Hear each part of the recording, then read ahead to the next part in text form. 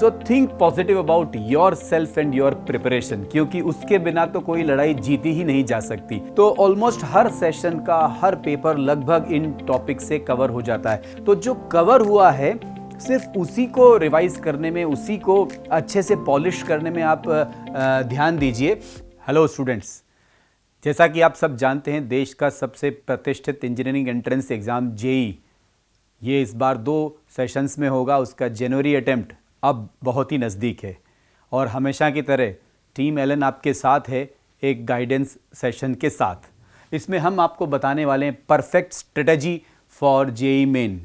और I welcome you all in today's session जो based होगा ऑर्गेनिक केमिस्ट्री पर, कि हम इस जेई जनवरी अटेम्प्ट के लिए ऑर्गेनिक केमिस्ट्री के लिए क्या करें, कहाँ से करें और कितना करें।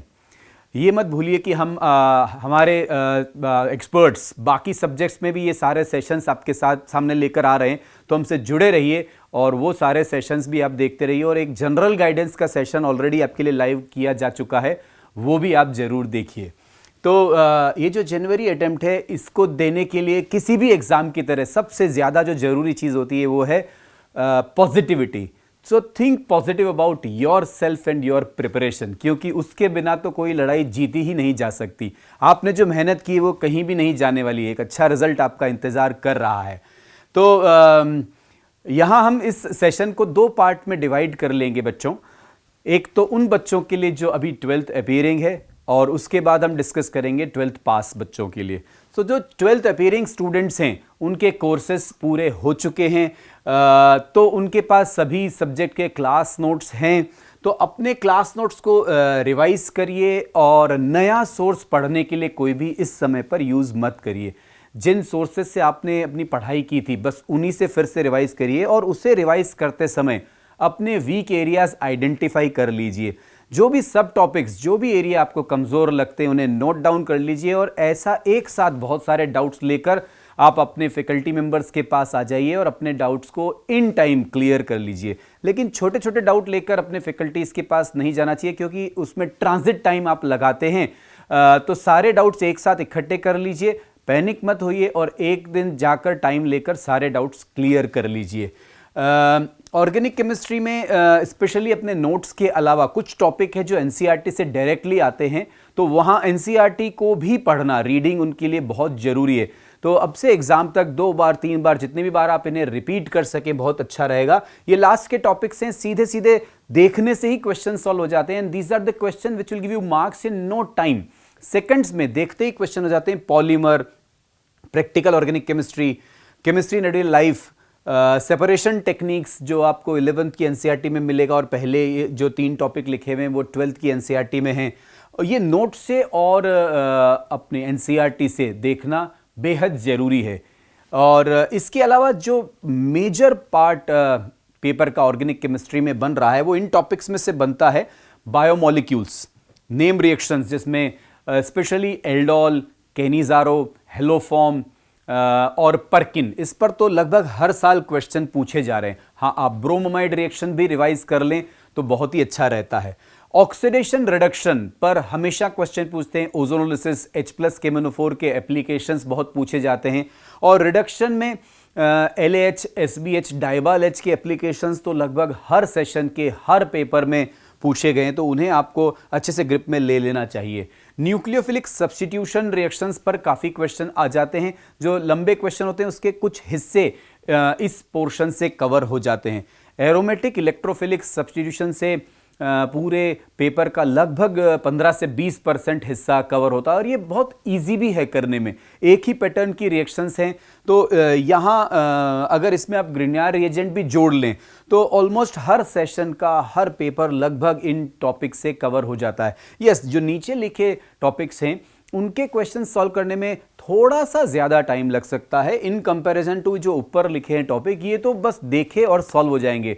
सो you can not afford to miss revising these topics if you want to score heavily in small amount of time. तो जो टाइम बचता है आप दूसरे सब्जेक्ट में देकर उधर भी अपना स्कोर इंप्रूव कर सकते हैं।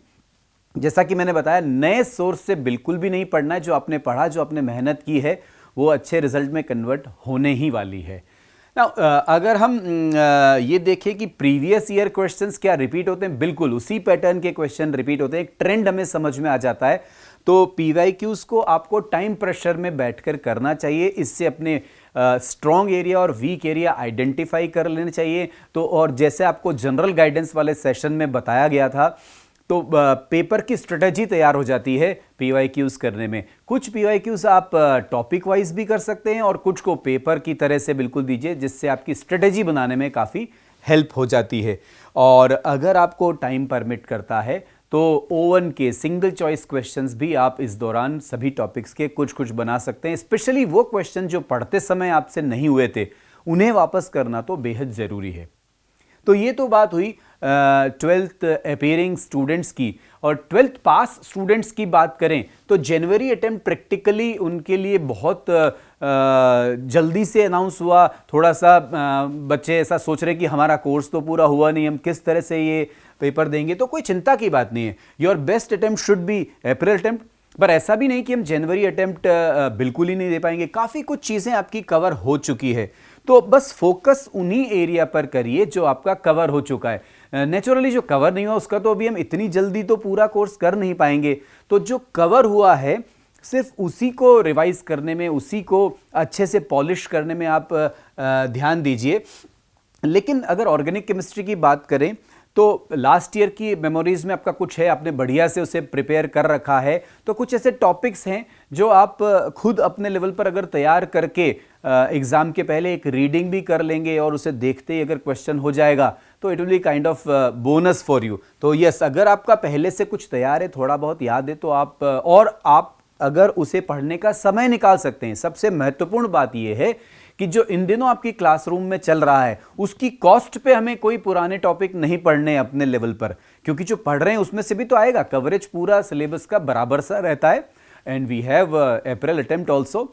तो जो अभी पढ़ा रहे हैं क्लास में, जो चल रहा है, उस पर पूरा ध्यान दीजिए। खुद अपने लेवल पर टॉपिक तभी करने हैं जब इसके बाद आपको समय मिल सकता है। और टॉपिक्स वही जो मैं आपको बोल रहा था, अगर 12th अपीयरिंग स्टूडेंट के केस में ये topics polymer, POC, chemistry, neutral life separation techniques, अगर 12th पास स्टूडेंट्स भी एक बार एनसीईआरटी से गो थ्रू कर लें, और अगर आपके पास लास्ट ईयर के नोट्स हैं तो उससे गो थ्रू कर लें, तो हो सकता है देखते ही कुछ क्वेश्चन आपके बन जाएं।